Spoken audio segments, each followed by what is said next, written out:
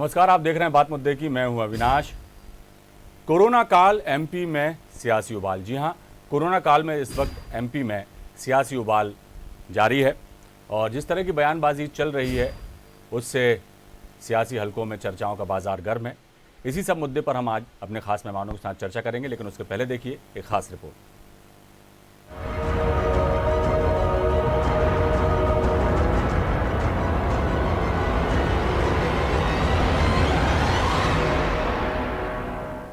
मध्य प्रदेश में कोरोना की रफ्तार जैसे जैसे धीमी होती जा रही है, उसके उलट सूबे की सियासत तेज हो चली है। इस कठिन दौर में जब हवा और दवा के लिए संघर्ष चल रहा है तो कई सियासी मुद्दों पर जुबानी जंग जारी है। मामला इस दफा पूर्व मुख्यमंत्री कमलनाथ की छींटाकशी और बीजेपी के पलटवार का है। पूर्व मंत्री उमंग सिंघार के लिए कमलनाथ का बचाव में आगे आना और ये कहना कि हनी ट्रैप की पेन ड्राइव उनके पास है। इसके अलावा कोरोना से मौत के आंकड़े जो कमलनाथ ने बताए, उनके इस बयान से सियासी उबाल आ गया है। सीडी सब जगह घूम रही है, कौन सी ये नई चीज है? मुझे क्या ब्लैकमेल करने की जरूरत है? मैं तो मुख्यमंत्री था, मुझे ब्लैकमेल करना होता मैं उस वक्त कर देता। क्या सीडी है?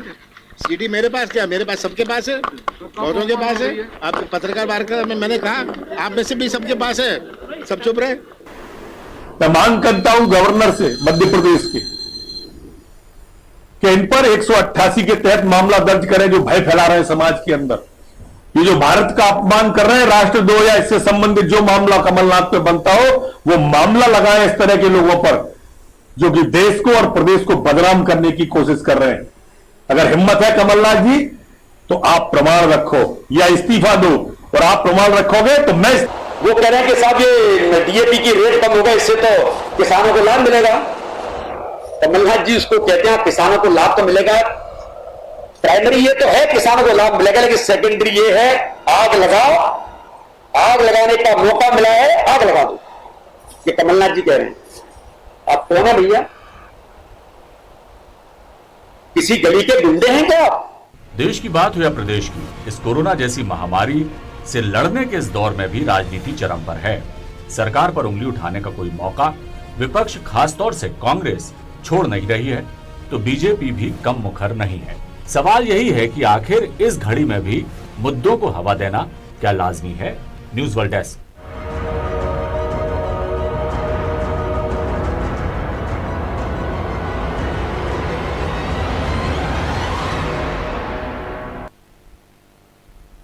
मध्य प्रदेश में जारी सियासी संग्राम पर चर्चा के लिए हमारे साथ मौजूद हैं कांग्रेस प्रवक्ता ब्रजेश पांडे, चेतन सिंह जी हैं, बीजेपी नेता हैं, और संदीप पुराणिक वरिष्ठ पत्रकार हैं। आप तीनों का हमारी चर्चा में बहुत स्वागत। आगाज़ चेतन सिंह जी आपसे ही करूंगा। जिस तरह की छींटाकशी, उसके बाद पलटवार और एक तरफ कोरोना काल चल रहा है, दूसरी तरफ इस तरह की सियासत जो मध्य प्रदेश में दिखाई दे रही है, आरोप प्रत्यारोप की, क्या कहेंगे? तो क्या होना चाहिए? सारे मध्य प्रदेश में, सारे हिंदुस्तान में हवा और दवा का संघर्ष धीरे धीरे थम रहा है, तो कांग्रेस ने उसमें आग लगाने का काम चालू कर दिया है। चाहे देश में टूल किट का मामला हो, चाहे मध्य प्रदेश में टूल किट का मामला हो। क्या कोई अपने प्रदेश और देश को कोई यूं भी बदनाम करता है कि कोविड हमारे देश की पहचान हो गई, जबकि WHO के साथ साथ सारे बड़े जो देश हैं, किसी ने भी भारत को इस बात को लेकर के आक्षेप नहीं लगाया। कोविड किसकी पहचान है सारा विश्व जानता है। कोविड वुहान है, वुहान कहाँ है? क्या चाइना से तालमेल आपका इतना शानदार है कि आप चाइना का नाम लेने में भी डरते हो और चाइना के दबाव में आप भारत का अपमान करने से नहीं चूके? किस प्रकार की नीति है, किस प्रकार की रणनीति है?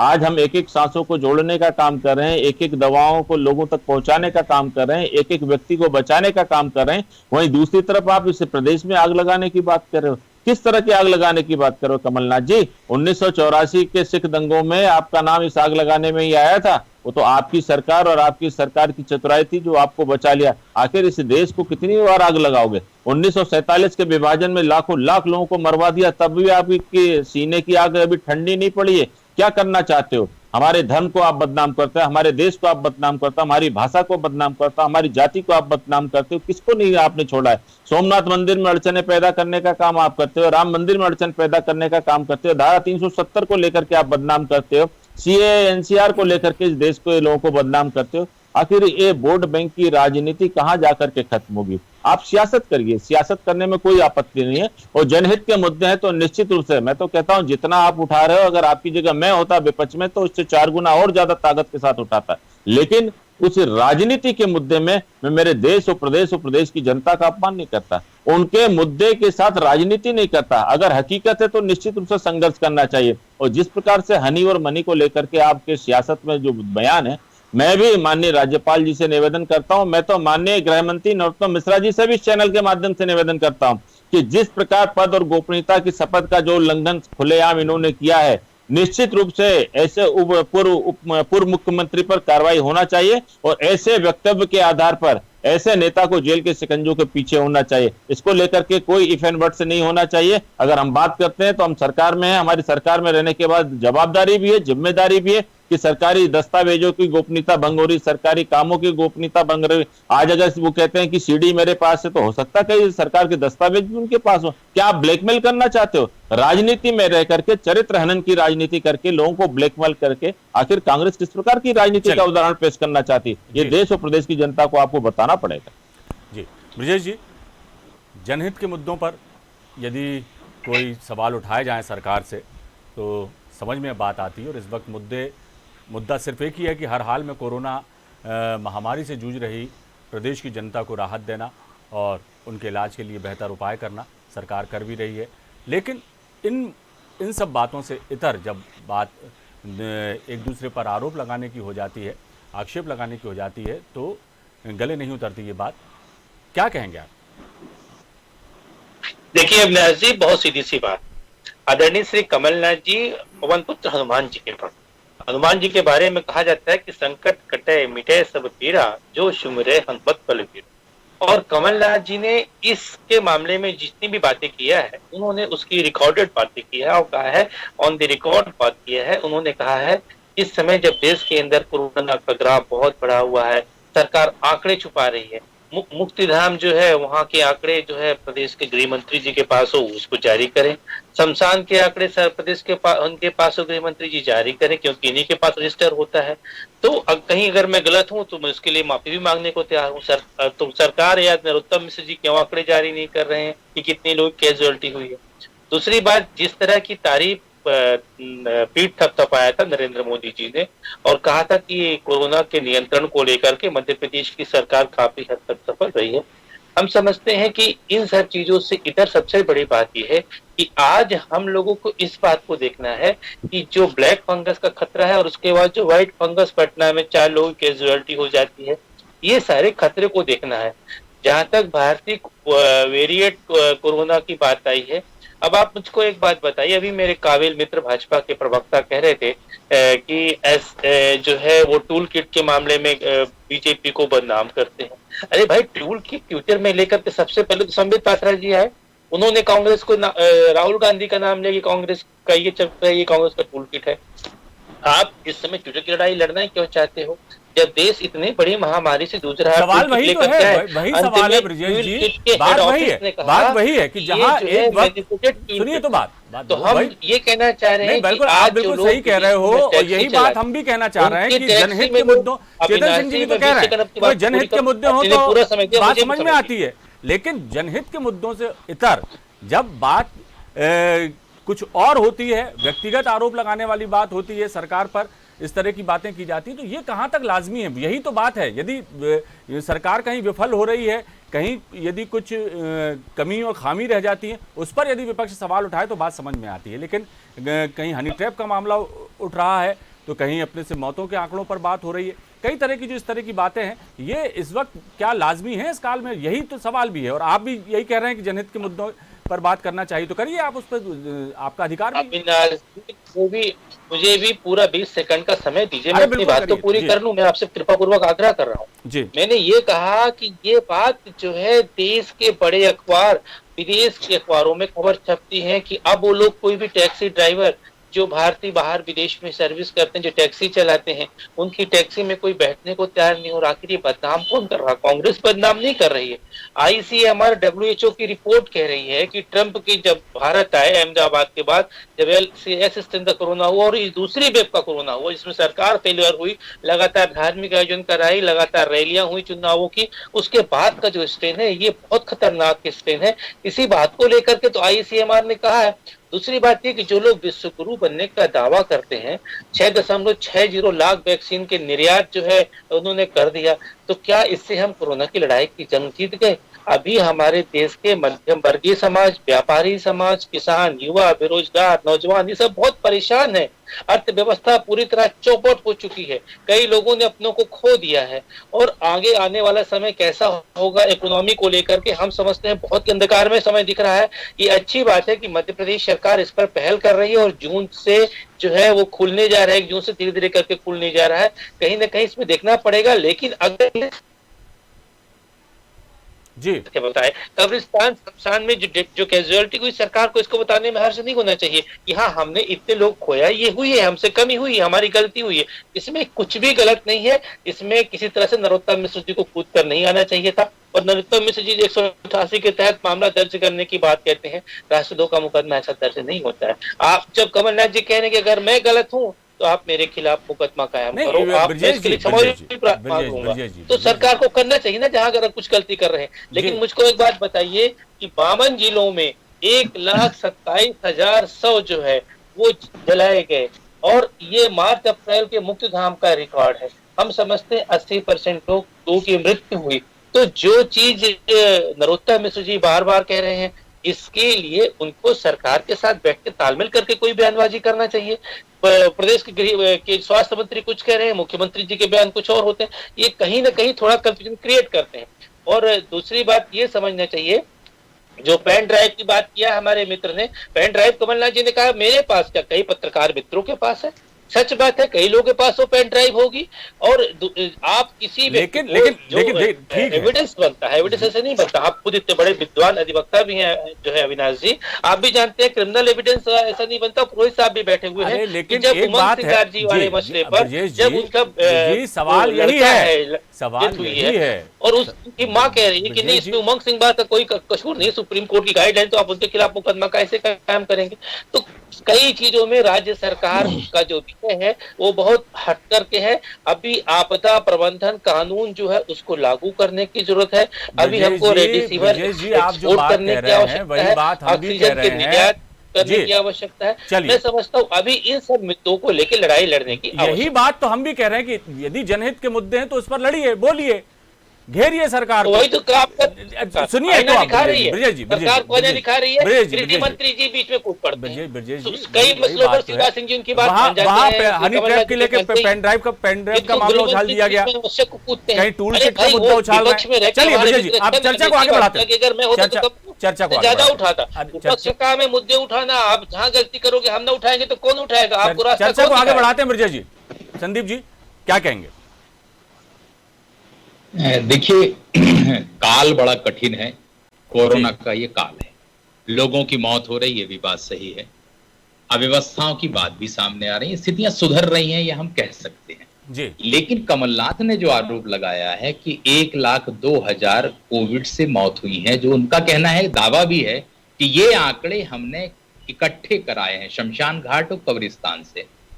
बात ठीक है, सत्ता पक्ष का कहना है कि ये राज्यपाल के पास जाएंगे, राजद्रोह है, देशद्रोह है, जो भी ठीक है, लेकिन जो सवाल कमलनाथ ने उठाया है उसका जवाब तो आपको देना होगा तर्कसंगत तरीके से। क्या मध्य प्रदेश सरकार के पास कब्रिस्तानों के शमशान घाटों का रिकॉर्ड है मार्च अप्रैल का? ये सार्वजनिक हो जाए तो बात साफ हो जाएगी, कमलनाथ का आरोप सच है या झूठ है, बात हो जाएगी। दूसरी बात उमंग सिंगार की आई कि पेन ड्राइव का मामला आ रहा है कि कमलनाथ ने कहा कि मेरे पास भी पेन ड्राइव है, पत्रकारों के पास भी पेन ड्राइव है, लेकिन किसी मामले में उलझता है जी। लेकिन संदीप जी, बात तो ये है कि जब ये बात कमलनाथ जी ने बाद में कही कि पेन ड्राइव मेरे पास भी है और सीडी जो है पत्रकारों के पास भी, कई लोगों के पास है, लेकिन जब वो मामला शुरू हुआ था उस वक्त जिस अंदाज में कमलनाथ जी ने कहा था कि मेरे पास भी पेन ड्राइव है हनी ट्रैप मामले की, तो वो बात थोड़ी सी अलग हो जाती है। क्या कहेंगे? उसके बाद जब सवाल किए जाते हैं तो फिर कहते हैं कि सबके पास है। यही बात यदि शुरुआत में यदि वो कह देते या इस मुद्दे पर यदि कुछ और तरीके की बात करते तो इतना शायद बवाल नहीं होता। क्या कहेंगे? देखिए अविनाश जी, आप एक बात समझिए, राजनीति अपने तरह से व्यक्ति करता है, हर राजनेता का अपना अंदाज होता है। जब किसी राजनीतिक दल का विधायक किसी मामले में उलझ गया है तो वो दूसरे को भी उसी अंदाज में जवाब देता है। कमलनाथ ने ये कहा कि मेरे पास भी पेन ड्राइव है। सवाल यह है कि राजनीति में क्या दोनों, जो हमाम में बात कहते हैं हम लोग कि हमाम में दोनों वो हैं, क्या वाकई में मध्य प्रदेश में बीजेपी और कांग्रेस के लोग हनी ट्रैप जैसे मामले में शामिल हैं? मेरा ये मानना है कि इस मसले को सरकार को पहल करनी चाहिए। सरकार को कहना चाहिए कि अगर आपके पास पेन ड्राइव है तो आप उसको सार्वजनिक करिए, आप उसमें बताइए कौन लोग हैं, तो बात हो जाती है। पत्रकारों ने सवाल कहा, उन्होंने कहा पत्रकारों के पास भी है। कुल मिलाकर के वर्तमान दौर ऐसा है कि राजनीति दोनों पक्षों को नहीं करनी चाहिए। दोनों पक्षों को इस दौर में राजनीति से बचना चाहिए। ये कोरोना काल है, प्रदेश की जनता हमारी है। राजनीति तो बहुत कर लेंगे, आरोप बहुत लगा लेंगे किसी विधायक को किसी मामले में, जो भी चीजें उलझाना है, क्या करना है, वो जवाब बाद में दिए जा सकेंगे। लेकिन आज काल कोरोना का है, इसलिए बेहतर यह है कि दोनों राजनीतिक दल राजनीति को किनारे रख के बिल्कुल जनता की बात करें, स्वास्थ्य सेवाओं की बात करें और अगली लड़ाई यानी तीसरी लहर की लड़ाई के लिए तैयार नजर आए तो अच्छा है, नहीं तो फिर प्रदेश का तो भगवान मालिक है। जी, आपके पास लौटूंगा संदीप जी। चेतन जी, कई बार हमने देखा, आप भी शायद इस बात को स्वीकार करेंगे कि चुनाव के दौरान भी कई बार हमने देखा कि जो पक्ष और विपक्ष के बीच में या कांग्रेस और बीजेपी के बीच में मुद्दों से इतर दूसरी बातें कही जाती हैं। ये कई बार खबरें भी प्रकाशित होती रही हैं। और अब जब अभी कोई फिलहाल कोई चुनाव नहीं है, उसके बावजूद भी बात मुद्दों से इतर की जाती, जनहित के मुद्दों पर बात नहीं की जाती। और यदि कोई विपक्ष किसी तरह की कोई बात रखता है तो सत्ता पक्ष भी उतनी उससे और ज़्यादा मुखर होकर अपनी बात रखता है। तो बात यही है कि इस समय भी अब वही बात देखने को आ रही है, तो कितनी जायज़ है ये बात? जी देखिए अविनाश जी, इसकी शुरुआत तो उमर सिंगार जी के उस एपिसोड से हुई है जिसके बारे में सारा वायुमंडल तैयार हुआ है। मेरा ऐसा मानना है कि अगर उमर सिंगार के खिलाफ अगर पुलिस के पास एविडेंस नहीं, मैंने तब भी कहा था, अक्षर से कह रहा हूं कि अगर एविडेंस नहीं होगा तो हमको मालूम है कि कोर्ट में 1 मिनट भी ये प्रकरण नहीं टिकेगा, क्योंकि जिस प्रकार के वरिष्ठ वकीलों की फौज जो कांग्रेस के पास है शायद बाकी राजनीतिक दलों के पास नहीं है। तो मुझे लगता है कि कहीं ना कहीं एविडेंस है। अच्छा, मान लीजिए एविडेंस है तो क्या उसको पुलिस इग्नोर कर दे? जांच होने दीजिए ना। अगर जांच में अगर कुछ नहीं आएगा तो निश्चित रूप से एफआईआर क्रैश होगी। अगर जांच में है तो आप और मैं क्या इसको हम कहेंगे कि इसको हम छोड़ दें? अभी मेरे मित्र ब्रजेश जी बोल रहे हैं कि हमने कई जो हनी मनी की जो सीडी थी, हनी वाले कहाँ हैं, मनी वाले कहाँ हैं? हनी वाले तो अभी भी खुलेआम घूम रहे हैं, उनका तो कुछ हुआ नहीं है। और जो जिस दिन से आदरणीय कमलनाथ जी ने कहा कि सीडी मेरे पास से, तो उस प्रकरण में जब वो बंद है, जो लोग जेल में, ऐसा छपा है, ऐसा माननीय गृह मंत्री जी को भी जानकारी दी गई है कि उनका एकदम से ब्लड प्रेशर बढ़ गया। तो मेरा ऐसा मानना है कि हनी मनी की सीडी को लेकर के आपने पद और गोपनीयता की शपथ ली थी, पत्रकार बंधुओं ने पद और गोपनीयता की शपथ नहीं ली है। और जो सीडी आपके पास है वो तो ऑथेंटिक सीडी है। मेरे किसी भी पत्रकार मित्र के पास वो ये नहीं कह सकते हैं पूरी जवाबदारी के साथ कि नहीं साहब ये बिल्कुल ओरिजिनल है और बिल्कुल ठीक है। हम तो केवल जो चीजें आती हैं, जो बातें आती हैं, हम अपना विषय उस विषय के आधार पर रखते हैं जिस प्रकार की हम पर सूचना होती है। लेकिन जब ये सच है कि जब आज हमारा देश चौतरफा विपरीत परिस्थितियों से, चौतरफा, देखिए आप, अभी एक तूफान होकर के गुजरा है, दूसरे की आने की फिर से तैयारी है। लगातार 60 दिन से हमारा देश कोरोना की इस जंग को लड़ रहा है। ये छोटा देश नहीं है, 140 करोड़ लोगों का देश है। एक वैश्विक महामारी से जैसे तैसे अब हम लोग उससे उबर करके आए हैं। अब हम चाह रहे हैं कि हमारे देश की जो अर्थव्यवस्था वो भी पटरी पर आए। पौराणिक जी की बात से मैं सहमत हूं, क्योंकि प्रदेश और देश दोनों को चलाने के लिए हमारे उन तमाम लोगों को जो कहीं ना कहीं गरीब श्रेणी के हैं, कहीं ना कहीं मिडिल क्लास के हैं, इनके 2 वक्त की रोटी कैसे चलेगी? इनको अगर रोजगार खड़ा नहीं होगा तो कैसे होगा? इन सारी चीजों पर सरकार फोकस करे, इस पर आप बात करिए। अगर आप हनी मनी, देश को जलाना और ब्लैकमेल करना, आप किसको रोक दिखा रहे हैं? आप क्यों कह रहे हो कि अगर आपने उमर सिंगार पे कार्रवाई की तो हम इस तरह, इसका मतलब उमर सिंगार जी दोषी हैं?